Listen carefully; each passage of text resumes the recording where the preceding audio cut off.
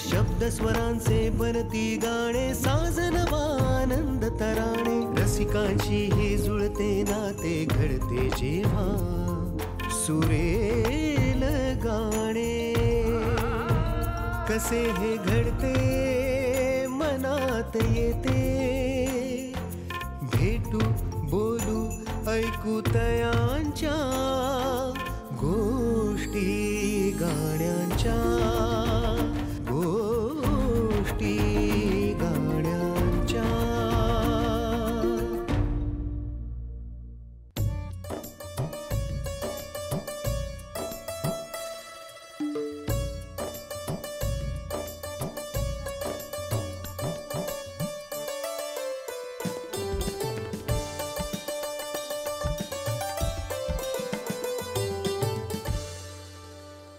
नमस्कार. गोष्टी गाण्यांच्या कार्यक्रमात आपल्या सगळ्यांचं स्वागत आहे. गाण्यांच्या गोष्टी उलगडत असताना संगीत, नाटक आणि नाट्यसंगीत ही एक मोठी वैभवशाली परंपरा आपल्या महाराष्ट्राला मिळाली आहे. आणि हेच संगीत नाटक ज्यांनी खऱ्या अर्थाने वैभवशाली केलं असे पंडित राम मराठे आणि ललित कलादर्शचे भालचंद्र पेंढारकर या दोघांच्या आठवणी जागवत त्यांचाच सांगीतिक वारसा पुढे नेणारे पंडित राम मराठे यांचे सुपुत्र मुकुंद मराठे आज आपल्यासोबत आहेत. मुकुंद, स्वागत आहे.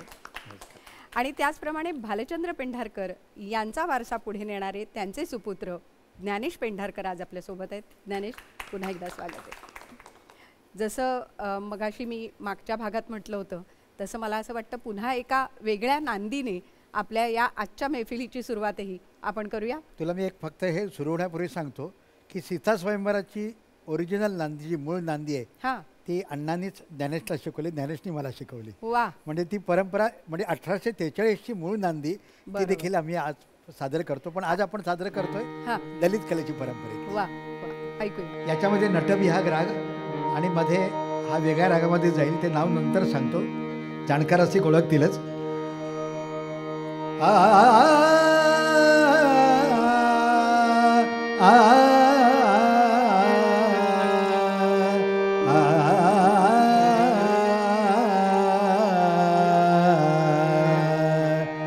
डमरू डम डम बाजे बाजे, डमरू डम डम बाजे बाजे, डमरू डम डम बाजे बाजे, मृदंगे संगीतार परन गत लेख नाचत है शिव शंकर हर कर बाजे बाजे, डमरू डम डम बाजे बाजे, डमरू डम डम बाजे बाजे, डमरू चंद्रभान तिमिर दारवती, तो देवांशील तो देला गो, तो देवांशील तो देला प्राणी डमरू डम डमरी बाजे तिमिर दो देवांशील तो देला, तो देवांशील तो देला प्राणी डमरू डम डम बाजे बाजे, डमरू डम डम डम बाजे, डम डम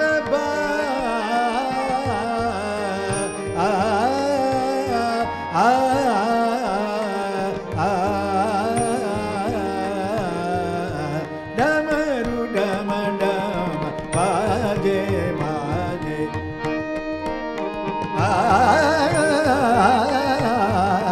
डमरू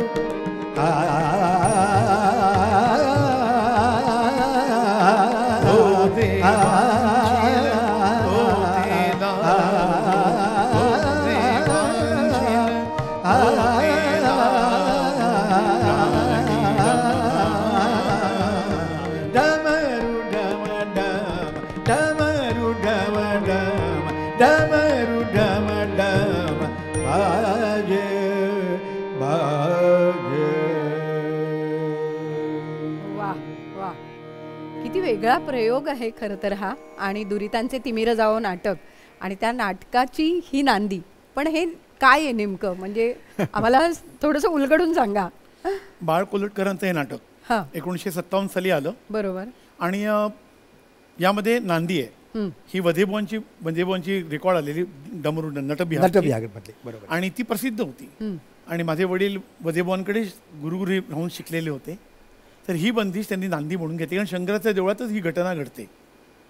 आणि ही नांदी सुरुवातीला काही म्हणजे रेकॉर्ड होण्याच्या अगोदर, म्हणजे पुढचा किस्सा येण्याच्या अगोदर अण्णा लाईव्ह गायचे. बर. आणि नंतर दुरितांचे तिमिर जाव हे जे आहे हे पडदा उघडल्यानंतर अण्णा म्हणत पाणी भरतात असा सीन होता. अच्छा. 1958 साली रामभाऊंचं ब्राह्मण सभेमध्ये अण्णांनी गाणं ऐकलं. मे मधली गोष्ट. बर. आणि त्याच दरम्यान अण्णांनी पहिल्यांदा टेप रेकॉर्डर, अण्णा म्हणजे माझे वडील भालचंद्र पेंढारकर, बरोबर, त्यांनी सोनी कंपनीचा टेप रेकॉर्डर, फुल टेप रेकॉर्डर घेतलेला. आणि त्यांना प्रचंड आवड होती रेकॉर्डिंगची. तर रामभाऊ त्या मैफिलीमध्ये, कदाचित अण्णा आले असतील म्हणा माहिती नाही, पण नटबिहार म्हटलं आणि त्यात डमरू डम ही बंदिश रामभाऊ गायले. आणि रामभाऊंचे पण हिरो त्या काळामध्ये जसे मास्तर होते तसेच वधेबुवा. इनफॅक्ट त्या काळातल्या सर्व लोकांचे हिरो म्हणजे वधेबुवा. वधेबुवांकडे ठेक्याला बाबा जायचे. हो, अनेक वेळा ठेका धरायला. गजानन बुवा हे सगळे वधेबुवांचे म्हणजे फॅन होते त्या काळात, कुमारजी. तर ती बंदिश ऐकल्यानंतर अण्णांच्या डोक्यात कल्पना आली की आपण जे लाईव्ह गातो त्यापेक्षा आता टेप रेकॉर्डर आलेलाच आहे, तर हे आपण रेकॉर्ड करावं. बरं. आणि रामभाऊंशी बोलले अण्णा की मी असं हे डोक्यात आहे. त्यांना एक पसंत पडली कल्पना, कारण त्यावेळेस हे प्रकार नवीन होता. कारण नाटकाला त्यावेळी बॅकग्राऊंड म्युझिक, टेप रेकॉर्डर हे पद्धतच माहिती नव्हती. बरोबर. आणि मग साहित्य संघामध्ये पहाटे 1:30 नंतर, म्हणजे शेवटची ट्रेन गेल्यानंतर, कारण त्यावेळी ओपन एअर होतं साहित्य संघ, बंदिस्त नव्हतं, त्यामुळे रेल्वेचे आवाज यायचे. सगळं सामसूम झाल्यानंतर रात्री 1:30 पावणे 2ला हे दोघं गायला बसले. एकच माईक, काही नव्हतं. ऑर्गनला गोविंदराव पटवर्धन, तबल्याला दामोण्णा पारसेकर, तंबोऱ्याला शंकर घाणेकर. आणि त्याच्यामध्ये ओरिजिनल बेल वाजली आहे, घंटा वाजली आहे, ती वाजवायला आधे पाटील. बरं. आणि गाणं सुरू झालं. रामभाऊ जसं आत्तानी रामभाऊंचं डमरू डम म्हटलं त्यालाच ओव्हरलॅप अण्णा करायचे दो जेवांची बिभास रागामध्ये. बरं. आणि तशी ती नांदी रेकॉर्ड झाली आणि ती नाटकामध्ये वाजायला लागली. वा वा. हा जरा वेगळा प्रकार अण्णांनी खरंच आहे. म्हणजे म्हणून म्हटलं की किती वेगळे प्रयोग खरं तर त्या काळात दोघांनीही केले. म्हणजे रामभाऊंनी आपल्या गायकीतनं संगीतातनं केले, तसं प्रोडक्शन म्हणून सुद्धा अण्णांनी खूप वेगळे प्रयोग केले. तू आता टेप रेकॉर्डर म्हणालास तर मला आठवलं की मी स्वतः अण्णांना साहित्य संघात जाऊन भेटलेली आहे. त्यांची सगळी रेकॉर्डिंग्स मी तिथे ऐकलेली आहेत आणि त्यानिमित्ताने त्यांची मुलाखत घेतलेली आहे. त्यामुळे मला आज सगळं ती त्यांची मठी आठवली मला. 58 सालापासूनची रेकॉर्डिंग होती. 300-350 स्वतःच्या खर्चाने रेकॉर्डिंग केलेली आहे स्कूलवरती. त्यावेळी स्कूलची एका किंमत होती 500-600 रुपये. बापरे. ते सगळं त्यांनी केलं. पण अण्णा पेंढारकर म्हटल्यानंतर आई तुझी आठवण येते झालं नाही, आणि दुरितांचे तिमिर जावोचाच आपला विषय चाललाय, तर मला वाटतं कुठे पुढे जाणं होणारच नाही. पण मुळात ते गाणं आणि त्या गाण्याला इतके म्हणजे श्रोते प्रेक्षक रडायचे, अगदी अण्णा स्वतः रडायचे. तर काय होतं नेमकं त्या गाण्यात, कसं झालं ते गाणं? 2 आठवणी आहेत. हां. अण्णा मुळात रडायचे नाहीत. अच्छा. म्हणजे तिकडे ही लोक होती ना, जर त्या चौकटीत आले ना की त्यांचा अभिनय सुरू व्हायचा. दुसऱ्या अंकाच्या एक 10 मिनिटांनंतर गाणं आहे. इन बिटवीन दुसऱ्या अंकात तिकीट विक्री झालेली मंडळी आत यायची, तो हिशोब सुरू असायचा. हे इतकं झालं, तितकं झालं, चहा कॅन्टीन वगैरे वगैरे वगैरे बिलं द्यायची. त्यांना तिकडे बसून ते सगळं बघत बसायचे. तिकडे गोविंदरावांचा सूर वाजला, आलो, स्विच ऑफ, आणि थोडं आई किती म्हणजे तिकडे स्टेजवरती गेल्यानंतर ते गाणं आणि ते इतकं करुण रसाने भरलेलं गाणं आहे. गोष्टी गाण्यांच्या. अजून एक याची मोठी आठवण अशी आहे की हां. गोविंदराव पटवर्धन हं. त्यांची अशी पद्धत होती, आम्हाला नेहमी म्हणायचं की साथ करताना गाणाऱ्याकडे बघायचं, कीबोर्डकडे बघायचं नाही. कारण तो काय गातोय सगळंच गाणं ऐकायला नाही येत, त्याच्या चेहऱ्यावरनं कळतं गाणं, बरोबर. एक्सप्रेशनवरनं कळतं. काही जणांची एक लकब असते की ती एकदा लकब कळली की हा काही वेळा ऐकायला जरी आलं नाही तरी त्या लकबीवरून कळू शकतं की हा वरती सा लावलाय यांनी, जो काय सूर असेल किंवा पुढे काय गाणार आहेत हे सुद्धा कधी कधी चेहऱ्यावरनं चेहऱ्यावरनं कळतं किंवा डोळ्यांच्या हावभावातनं कळतं. तर गोविंदराव आमचा शिवाजी मंदिरला प्रयोग होता आणि 3:30चा प्रयोग होता. गोविंदराव नेहमीप्रमाणे पोचले आणि तिकडे कोणतरी त्यांच्या घरनं तार घेऊन आलं. अच्छा. त्यावेळी काय फोन वगैरे काहीच नाही आणि त्याच्यामध्ये लिहिलं होतं की गोविंदरावांच्या आईचं देहांत झालंय. अरे बापरे. आता काय करायचं, लगेच तर निघणं शक्य नव्हतं. बरोबर. आजच्यासारखं काहीच नव्हती त्यावेळी ट्रान्सपोर्ट. प्रयोगाला बसले आणि हे गाणं जे सुरू झालं त्या प्रयोगानंतर गोविंदरावांनी कधीच अण्णांना पाहिलं नाही. डोळे बंद करून इथून पाण्यात म्हणजे अश्रूंच्या धारा व्हायच्या प्रत्येक प्रयोगाला. आणि ते जे काय कॉर्ड्स आणि जे काय वाजवायचे नाही ते फॉलो नाही करायचे. अच्छा. ते जे काय करायचे कॉम्बिनेशन, बापरे, म्हणजे असा तो सूर आणि ते सगळं भरून यायचं ना. आणि दामोअण्णा पाडसेकरांचा आणि मधु बर्वेंचे व्हायलिन आपण इमॅजिनच नाही करून. लोक असं ती आई म्हटलं की लोक असे आता मला रडायचं आहे. पण ज्ञानेश तुझ्या बाबतीत पण तसंच झालं होतं की रे, आई गेली तुझी मालतीताई आणि दुसऱ्या दिवशी आमच्या मुलुंडला मराठा मंडळात कार्यक्रम होता सुवर्ण मंदिरचा, त्यालाही तसंच गायला लागलं. पण आला होता कार्यक्रमाला आणि ते घळघळा शो मस्ट गो ऑन. खरं ऐकूया आज. मूळ बंदिश ऐकवणार का? याची चाल अण्णांची आहे. बरं. मी मागे आपण आपल्या बोलण्यात आलं की रेफरन्सशिवाय पुण्याला आपल्याला जाता येत नाही. हे माझं नाहीये, काहीतरी रेफरन्स असतो, तो ऐकतो आणि प्रत्येक कलाकार आपल्या बुद्धीने त्याला सजवतो. पण काहीतरी रेफरन्स असतो. हे माझं आहे, मी केलं, हे कधी होऊ शकत नाही असं मला वाटतं. तर बधेवांकडे शिकताना त्यांनी बधेवांनी 2 चीजा शिकवल्या होत्या.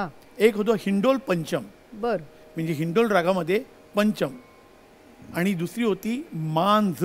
अच्छा. मांड नाही, मांझ हा एक राग होता. बधेवांच्या पुस्तकात पण तो अवेलेबल आहे. बरं बरं. तर त्यातली पहिली मुखडा दाखवतो.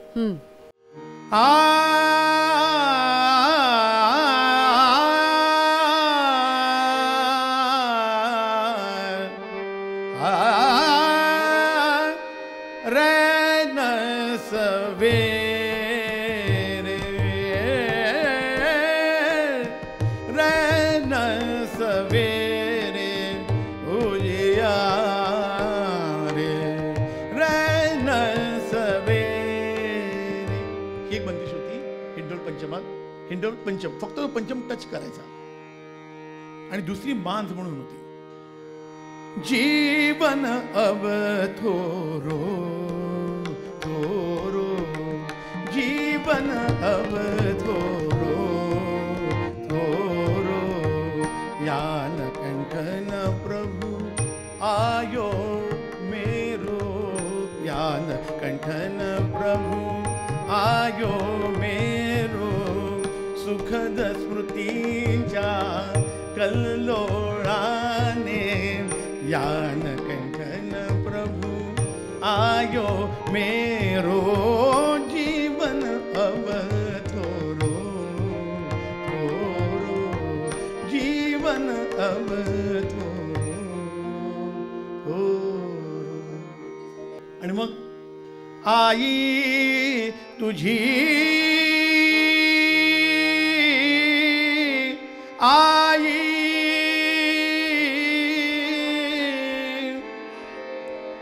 आई तुझी आठवण येते, आई तुझी आठवण येते, सुखद स्मृतींच्या कल्लोळानी, सुखद स्मृतींच्या कल्लोळानी, काळीज का जळते माझे, काळीज का जळते माझे काळीज का जळते आई तुझी आठवण येते वात्सल्याचा कुठे उमाळा वात्सल्याचा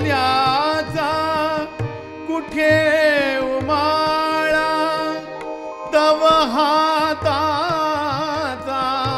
नसे जिव्हाळा तव हाताचा नसे जिव्हाळा हृदयाचे मम होऊन पाणी हृदयाचे मम होऊन पाणी नयनी दाटून येते नयनी दाटून येते आई तुझी आठवण येते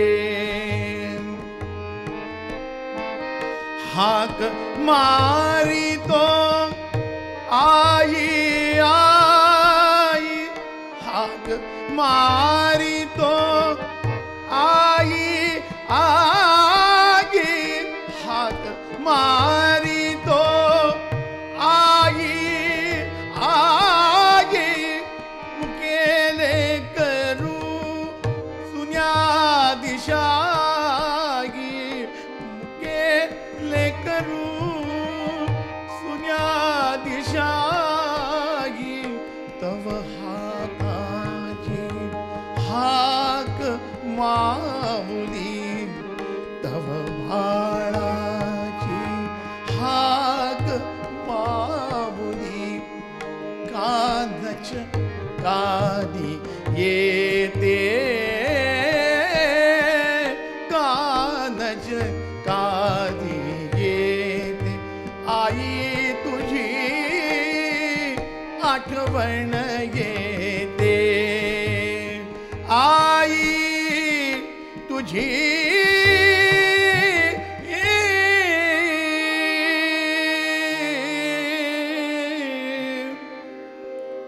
आठवण येते बापरे. तो आठवण मधला तो गळ्यातला आवंढा जो आहे ना हा खूप वेगळा आहे आणि ते अण्णा पण गायचे आणि म्हणजे ह्याला काय म्हणावं सुंदर म्हणावं तुला ह्याला आता कळलं असेल नाट्यसंगीतामध्ये भावसंगीत किती आहे किती आहे आणि प्रेक्षक का खरंय. प्रत्येक वेळी रडायचे खरंय. कारण ती भावना आहे खरंय. आणि ती भावना ओतप्रोत भरलेली आईला आहे. पर्याय नाही ना आईला पर्याय नाही खरं आहे. त्याच्यामुळेच मला वाटतं प्रत्येकाला प्रत्येक वेळी गाताना तो आवंढा येत असणार आणि तो येतच राहणार खरं तर. नक्कीच पण हेच वैशिष्ट्य आहे ना हे वैविध्य आहे चालेल संगीत नाटकाचं आणि नाट्य संगीताचं हे वैविध्य आहे. गोष्टी गाण्यांच्या मुकुंद तुझ्याकडे येते की रामभाऊंचं रूपक ताल हो हा वेगळा होता होय. म्हणजे तो त्यांचा खास होता आणि त्याच्या खंडानुसार पण ते अगदी गायचे. बरोबर बोललीस. तर हा वेगळेपणा त्यांनी कसा दाखवशील किंवा कसं सांगशील म्हणजे त्याबद्दल? कसं आहे माहिती आहे का अनेक घराण्यांमध्ये ताल बदलला तरी लय तीच राहते. हा म्हणजे त्रिताल असू दे त्रितालचे ज्याच्या मात्रा जातील तशाच रूपकच्या पण मात्रा जातात तशाच झपतालच्या. बरोबर. पण बाबांचा विचार तो होता की बाबा त्यांना तालीम तशी मिळाली होती गायकांकडून मनोहर बर्वे काय मीराशी बुवा काय की त्या तालाच्या अंगानेच ती बंदिश टाकली. जशी सुरसंगत रागविद्या ही रूपकची बंदिश त्या अंगानेच आहे. त्यामुळे बाबा रूपकमध्ये इतके रमायचे ना तर आपण वानगी दाखल एखादी बंदिश बघूया.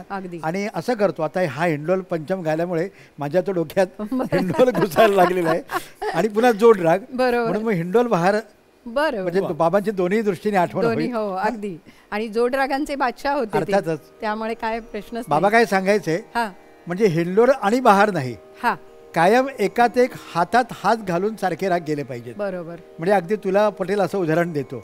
बायका जी वेणी घालतात ना ज्याला तुम्ही पेड म्हणता ना म्हणजे एक हा पेड आला हिंडोलचा की लगेच बहारचा लगेच हिंडोल लगेच बहार आठवण आली मग हिंडोल बहार असं नाही. बघूया आपण जमेल तेवढं करतो. अगदी.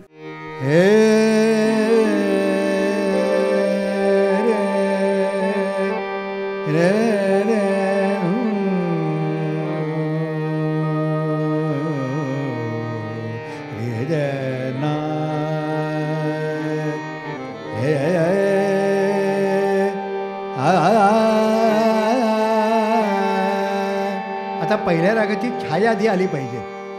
पहिल्यांदा एका रागाची छाया, मग दोन्ही मिक्स करायचे.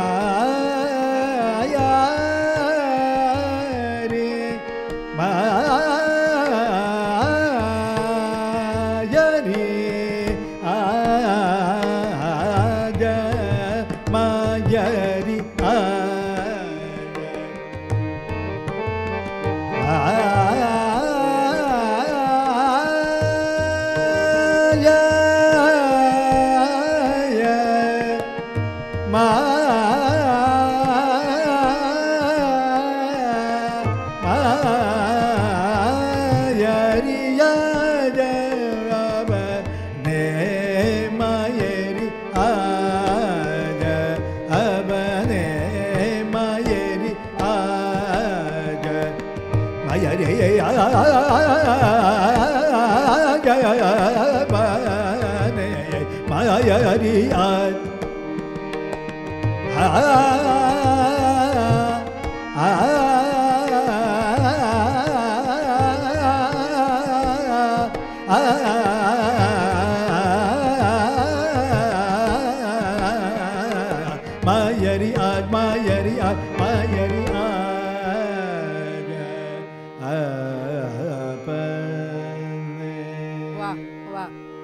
अप्रतिम.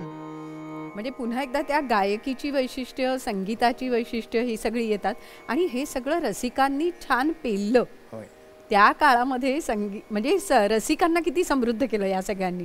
म्हणजे अनवट जोड राग, अण्णा काय गायचे, बाबा काय गायचे, परंतु सोपं करून उलगडून दाखवायचं की मी काहीतरी क्लिष्ट गातोय. लोकांना असं वाटलं जे आपल्याला हे सहज जमेल किंवा सहज गळ्यात आपल्या उतरेल, इतकं ते त्याची उकल करून दाखवायची त्यांची. बरोबर. पण या दोघांच्या जोडीला म्हणजे अगदी पहिल्या भागाच्या सुरुवातीला मी एक नाव घेतलं होतं ते म्हणजे विद्याधर गोखले. अर्थात म्हणजे जसे पेंढारकर अण्णा होते तसे गोखले अण्णाही होते. आणि विद्याधर गोखले आणि पंडितराज जगन्नाथ. बरं, मला वाटतं मूळ नाव त्याचं काहीतरी वेगळं होतं नाटकाचं.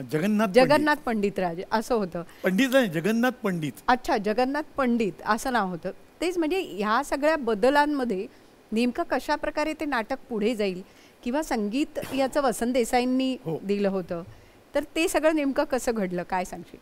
आता बोलता बोलता एक गोष्ट पटकन आठवली मला की मग पहिल्यांदा पहिल्या भागामध्ये आपण सप्त सूर झंकारित बोली नंदी. बरोबर. मी अण्णांना विचारलेलं की ही जी नांदी म्हटली जायची ती विंगेत म्हटली जायची. अच्छा. त्या काळामध्ये साऊंड सिस्टीम वगैरे काही प्रकार नाही. बरोबर. आज जसं आपल्याकडे चॅनल्स वगैरे असं काय आहे नाही. गोविंदराव बाहेर फक्त तबला आत असायचा, तंबोरा असायचा आणि तो ऑर्गन जो काय पडद्याच्या आतून म्हणजे बाहेरून ऐकायला येईल तो. बापरे बापरे. जवळजवळ तंबोऱ्यावर आमची नांदी असायची. मी अण्णांना विचारलं की अण्णा तुम्ही तिघं एकत्र आहात तर कधी तुम्हाला गाताना म्हणजे सप्तसूर वगैरे इगो प्रॉब्लेम आला नाही का? कारण तीन त्यावेळेस दिग्गज गायक होते. चान्स म्हणजे चान्सच नव्हता. कारण आम्ही दोघांनी रामभाऊंना गवैयाच मानलं होतं. बरोबर. आम्ही त्यांना मानलंच होतं की हा श्रेष्ठ गवैया आहे. त्यामुळे त्यांच्याशी हुज्जत घालण्याचा किंवा आपल्यामध्ये भांडण्याचा प्रश्न आला नाही. त्यामुळे इगो प्रॉब्लेम नाही. रामभाऊंनी मानलं होतं आपण गवैया जरी असलो तरी हे दोघे अभिनयातले गवैये आहेत. बरोबर. आपण यांच्याशी उगीच म्हणजे इगो प्रॉब्लेम आलाच नाही. पण किती समजूत होती. गमतीने उत्तर असं सांगतो तुला मी. आता हे मॉनिटर वगैरे आपल्याला असतात. याला मॉनिटरची गरज काय होती ग? कारण ते वर्गाचे मॉनिटर होते ना, ते सगळं वर्ग पूर्ण चालवायचे.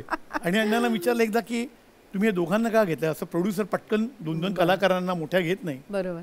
म्हणाले की काय आहे, मला ललित कला दर्श चालवायची आहे. ललित कला दर्श जर चालली तर भालचंद्र पेंढारकर मोठी होती. वा वा, बहुत अच्छा. म्हणजे ललित कलेसाठी जे काही तडजोडी आहेत आणि त्यांनी आयुष्यभर कधीच कुठेही तडजोड केली नाही, वेळ सुरू करणं वगैरे. पंडितराजमध्ये पण असंच झालं.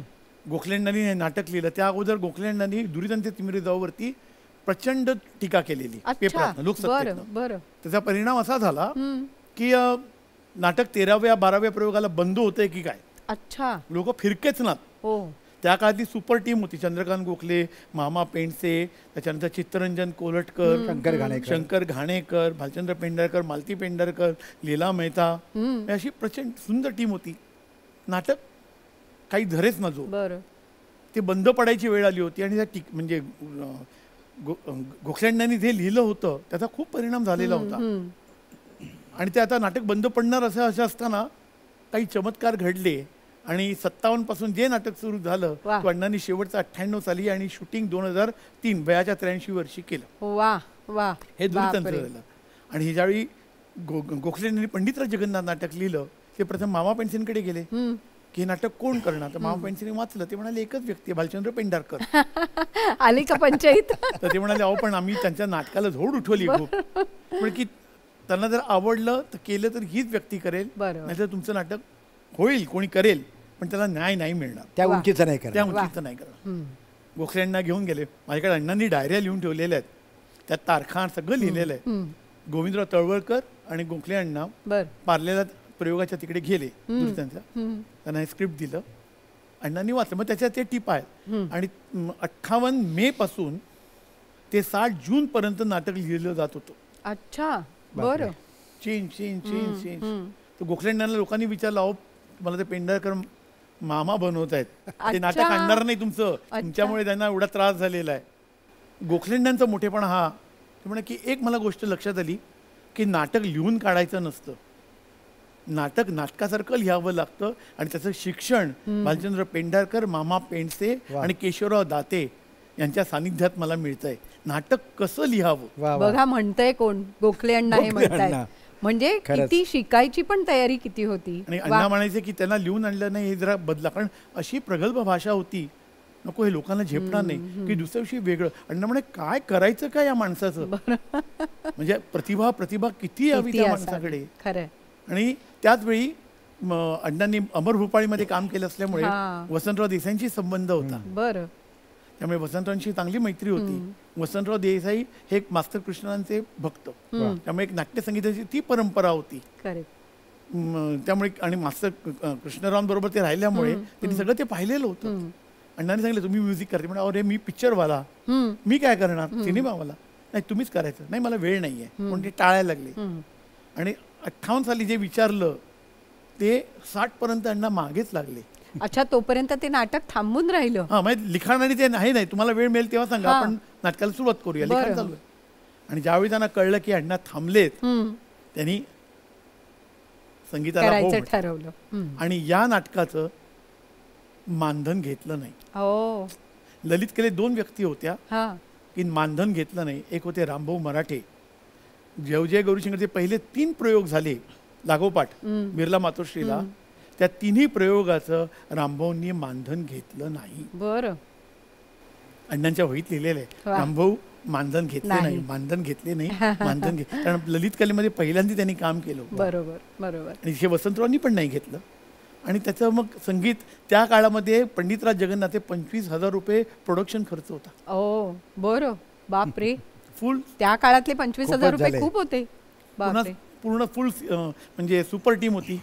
मामा पेंडसे, चित्तरंजन कोरटकर, शंकर घाणेकर, चंद्रकांत गोखले, मास्टर दत्ताराम, क्या बात आहे, ललिता केंकरे, मंगला संसगिरी, अण्णा, पार्वती कुमार, त्यांचं नृत्य दिग्दर्शन, अच्छा, दग गोडसे, पुश्री काळे. बापरे. आणि मराठी, हिंदी, उर्दू, संस्कृत, हो असं ते 4 भाषांचं मिश्रण. वा वा. आणि ते नाटक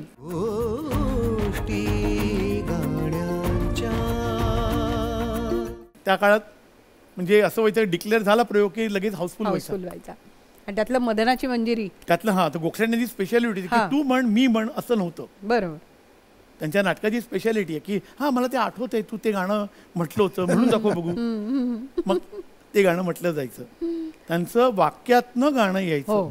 ती एक स्पेशालिटीच होती गोखले अण्णांची स्पेशल. म्हणजे गाणं संपतं कुठे आणि संवाद सुरू कुठे होतात, किंवा संवाद संपतात कुठे आणि गाणं कुठे सुरू होतं. खरंच आहे, दृष्टी त्यांची वेगळीच होती. म्हणजे संगीतकाराचं संगीत जिकडे असतं ना त्याच्या अलीकडे आणि पलीकडे अण्णांचं गद्यरूपी संगीतच चालू असतं. अगदी अगदी. एक झलक. सहज सुरे घेऊन उभे असलेल्या शेहेदादीचं वर्णन करायला तिच्यासारखी मोह मुलायम वाणी मी कुठून आणू. हे गौर गुलाबी लावण्य, हे मुसमुस्त मादक तारुण्य, हे अनितंब रुणारे केश कुरळे कुरळे, हे स्वप्नाळ डोळे गहिरे काळे काळे, हे मेहंदी लावलेले नाजूक नाजूक हात, कुंद कळ्यासारखे सुंदर सुंदर दात, ही भुवयांच्या धनुष्याची कमान, लाल सुटूक जीवणी लहान आणि छातीवर गोल घुमटाची शान. अशा या राजकन्येला पाहून मनात अनेक रम्य कल्पना येतात आणि असं वाटतं मदनाची मंजिरी साजिरी, मदनाची मंजिरी साजिरी, मदनाची मंजिरी साजिरी, उषाच हसरी उषाच हसरी हसरी, उषाच हसरी. चंद्रिकाच कोवळी कायगी, चंद्रिकाच कोवळी कायगी, चंद्रिकाच कोवळी कायगी, चंद्रिकाच कोवळी कायगी, चंद्रिकाच कोवळी कायगी, चंद्रिकाच कोवळी कायगी, चंद्रिकाच कोवळी कायगी, चंद्रिकाच कोवळी कायगी, चंद्रिकाच कोवळी कायगी. नाजूकता फेकळी गिगी, नाजूकता फेकळी, मदनाची मंजिरी साजिरी, मदनाची मंजिरी साजिरी. वा वा वा. अगदी त्या नाटकातच आम्ही बसलोय असं वाटायला लागलं आम्हाला कारण तो सगळा भाग तो बाज हा सुद्धा पुढे आला. पण याच नाटकात आणखी एक गाणं ॲड झालं नंतर. हो, जय गंगे भागीरथी. पुन्हा ते 3 रागात अशा सगळ्या गोष्टी घडल्या. तर ते नेमकं काय घडलं? या नाटकामध्ये मुळात जय गंगे भागीरथी हे पद होतं. ते नांदी म्हणून आणि भैरवी म्हणून वापरलो. अच्छा, बरं. सुरुवातीला प्रथम आपण नांदी ऐकूया. जय जय जय गंगे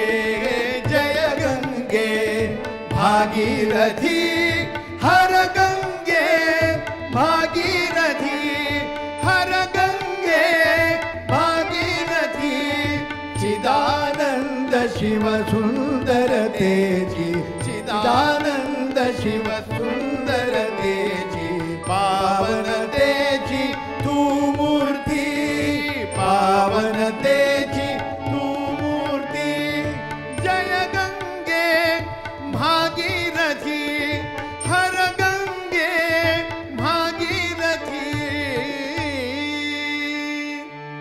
ही नांदी होती. त्याच्यानंतर या नाटकात शेवटी भैरवी आहे. म्हणजे गंगा पंडितराजांना आपल्याकडे ओढून घेते तेव्हा ते प्रार्थना करतात. जय गंगे भागीरथी हर गंगे भागीरथी जय गंगे भागीरथी हर गंगे भागीरथी जय गंगे भागीरथी हर गंगे भागीरथी जय जयकारे तुझा मंगले जय जयकारे तुझा मंगले धुम धुमली अंबर धरती हर गंगे भागीरथी जय गंगे भागीरथी हर गंगे भागीरथी. वा.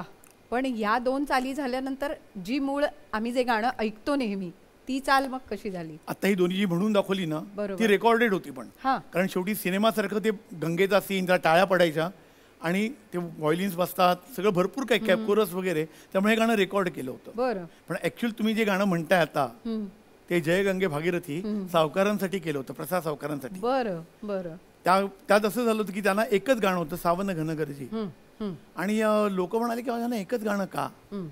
त्यावेळी सावकारांचं वय होतं 25 आणि काम करावं लागत होतं 75 वर्षाच्या उस्तादाचं म्हाताऱ्याचं जमनलाल. बरं. आणि त्यांनी अप्रतिमच काम केलं होतं. वा. म्हणून त्यांच्यासाठी गाणं ऍड केलं गेलं जय गंगे भागीरथी. आणि किस्सा असा आहे की सावकारांना मुळात ती चाल आवडली नव्हती. प्रार्थना वाटली होती त्यांना. त्यांना ते म्हण की मजा नाही आली त्यांना. पण त्यांच्या नेहमीच्या पद्धतीप्रमाणे त्यांनी 8व्या प्रयोगाला हे गाणं जवळजवळ आलं. हे गाणं म्हणजे पहिले 7 प्रयोग नव्हतं. बरोबर. त्यांनी आपली तयारी करून त्यांचं ते नेहमीची पद्धत होती की तयारी करून यायची. व्हरायटीज वगैरे सगळं बसलेलं होतं. आणि एंट्रीच्या अगोदर अण्णा आणि दोघांची जवळजवळ 5 एंट्री आहेत स्टेजवरती दुसऱ्या अंकात. तर प्रसाद काका म्हणाले की पेंढारकर मी नाही म्हटलं तर चालेल का. तर अण्णा म्हणाले की असं करा आज तुम्ही म्हणा आणि नाही क्लिक झालं नाही झालं आवडलं आपण डाळून टाकूया. बरोबर. पण असं करू नका. दुसरा कलाकार असता तर मनाविरुद्ध गेला असता. हे गेले आणि मन लावून ते त्यांचं गायले तितक्याच तन्मयतेने. कोणाला शंकाही आता मी बोललोय म्हणून की ते त्यांना गाणं आवडलं नव्हतं म्हणून. आणि त्याला वन्समोर पडला आणि पुढचा इतिहास सगळ्यांना माहिती आहेच. त्यांनी गाणं तर केलंच पण तो आलाप जो आहे ना पहिला तो झाला की लोक म्हणतात जय गंगे आहे. जय गंगे आलं. वा. म्हणून दाखवू का. अगदी प्रश्नच नाही.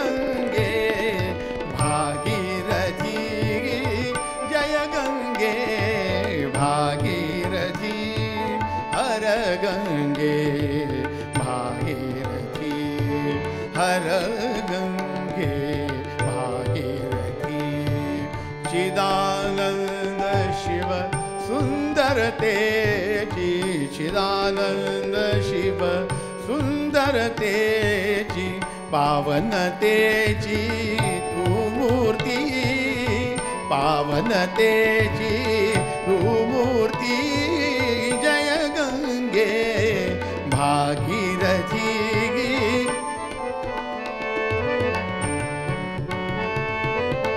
जगदाधारा तव जलधारा जगदाधारा तव जलधारा अमृत मधुरा कांतिमती अमृत मधुरा कांतिमती शंकर शंकर जय शिव शंकर शंकर शंकर जय शिव शंकर शंकर शंकर जय शिव शंकर शंकर शंकर जय शिव शंकर लहरी लहरी त्या निनादती लहरी लहरी त्या निनादती जय गंगे भागीरथी जय गंगे भागीरथी जय गंगे जय गंगे जय गंगे भागीरथी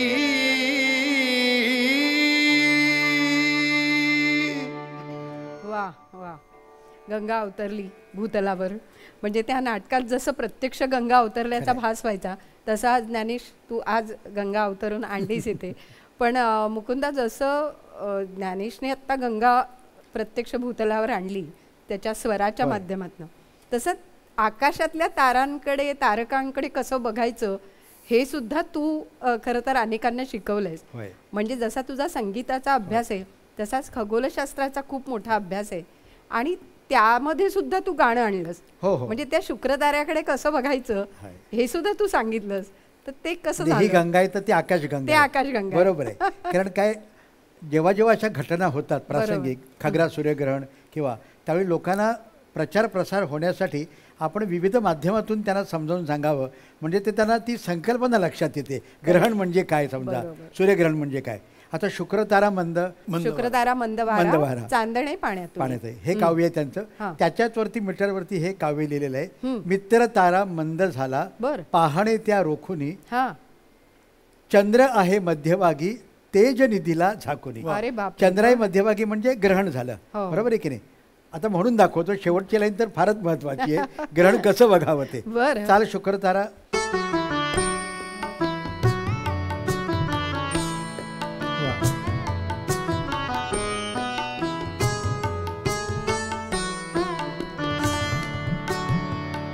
शुक्रतारा मंदवारा चांदणे पाण्यातुनी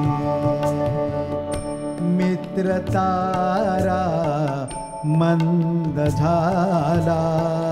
मित्र म्हणजे सूर्य बरं का. मित्रतारा मंद झाला पाहणे त्या रोखुनी चंद्र आहे मध्यभागी तेज निधीला झाकुनी खास तू चष्म्यातुनिया खास तू चष्म्यातुनिया निरखुनी सारे पहा संधी आगळीया.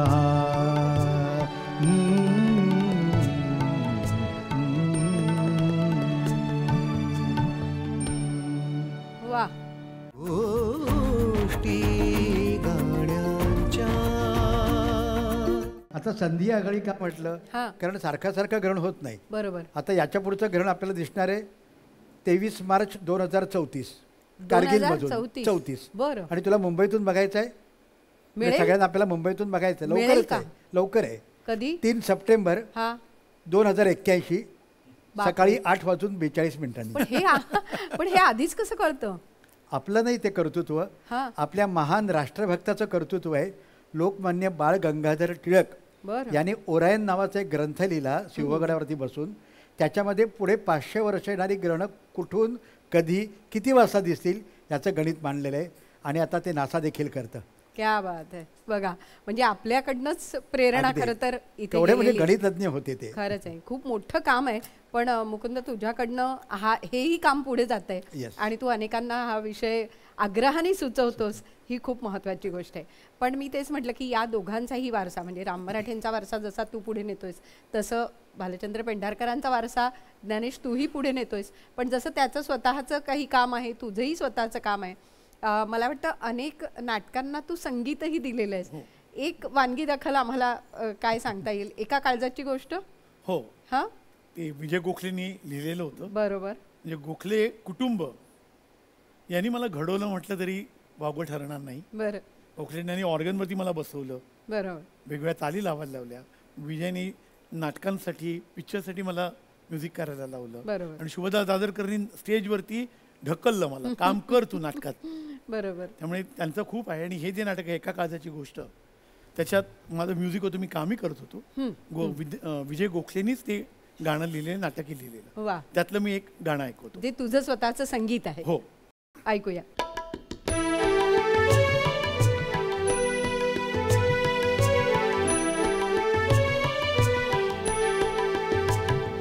माझ्या मना हे का असे ते सांगना. माझ्या मना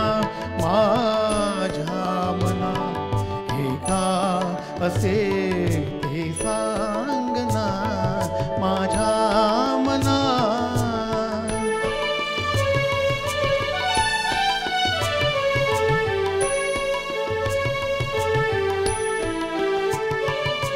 मी तुझा अंतुगी माझा, मी तुझा अंतुगी माझा. हीन भाषा रागिली मी मला माझेच सारे. ही नशा बघ लागली काय नीती काय प्रीती काय सांगावे जना.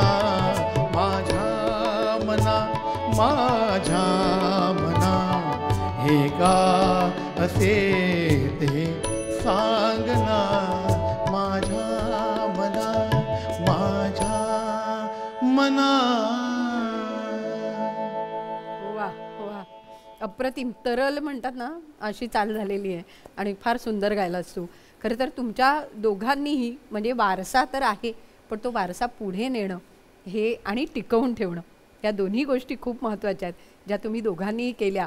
आणि एक परंपरा जी तुमच्यापर्यंत आली ती पुढच्या पिढीपर्यंत सुद्धा आता संक्रमित होताना दिसते. आजच्या या मैफिलीची सांगता करताना दोघं मिळून काय सादर कराल? आमच्या आठवण राहील आमच्यासाठी. परंपरेची भैरवी, ललित कलादर्शाची. बरं. तुरुंगाच्या दारात नाटकातील स्वातंत्र्यवीर सावरकरांनी आणि मामा वडेकरांनी लिहिलेली आहे ती भैरवी.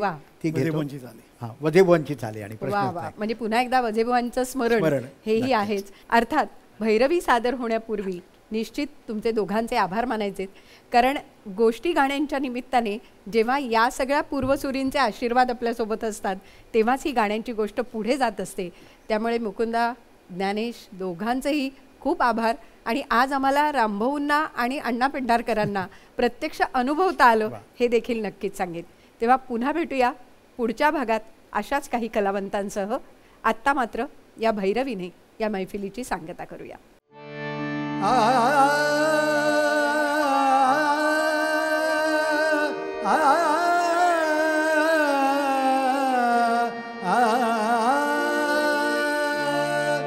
निशिदिनी मनी धरिला हरिला, निशिदिनी मनी धरिला हरिला, निशिदिनी